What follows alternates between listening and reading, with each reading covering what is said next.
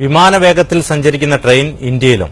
മുംബൈയിൽ നിന്നും പൂനെ വരെ എത്താൻ വിമാനത്തിന്റെ അതേ സമയം മതിയാകുന്ന അതിവേഗ ട്രെയിനാണ് അടുത്ത വർഷം ആദ്യം പുറത്തിറങ്ങുന്നത്.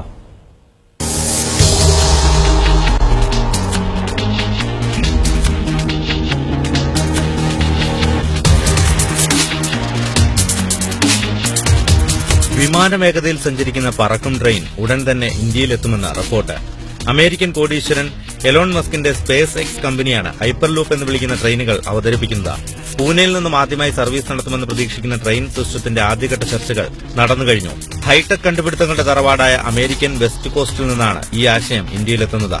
ഭാവി തലമുറ കണ്ടുപിടുത്തങ്ങളുടെ തമ്പുരാൻ എലോൺ മസ്കിന്റെ ടെസ്ല കമ്പനിയിലായിരുന്നു ഇത് സംബന്ധിച്ച ചർച്ചകൾ നടന്നത്. മുംബൈ പൂനെ ദൂരത്തിൽ പൈലറ്റ് പരീക്ഷണം നടത്താനാണ് ആലോചിക്കുന്നത്. പരീക്ഷണങ്ങൾക്കായി അവർക്കൊരു സ്ഥലം ആവശ്യമായിരുന്നു. എക്സ്പ്രസ് ഹൈവേയുമായി ബന്ധിപ്പിച്ചിരിക്കുന്ന പൂനെയുടെ പശ്ചിമഭാഗത്തെ ബൈപ്പാസ് ഉപയോഗിക്കാമെന്ന് നിർദ്ദേശം വയ്ക്കുകയായിരുന്നു. 2013 ഇങ്ങനെ ഒരു ആശയം ആദ്യമായി അവതരിപ്പിക്കപ്പെടുന്നത്. മണിക്കൂറിൽ 1120 കിലോമീറ്റർ വേഗതയിൽ ഓടുന്ന ട്രെയിൻ നാഗ്പൂർ മുതൽ മുംബൈ വരെ എത്തണമെങ്കിൽ എടുക്കുന്നത് വെറും 35 മിനിറ്റ് സമയം മാത്രം.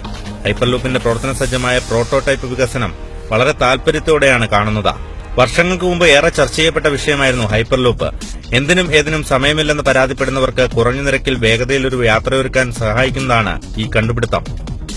Business desk, Jaihind news.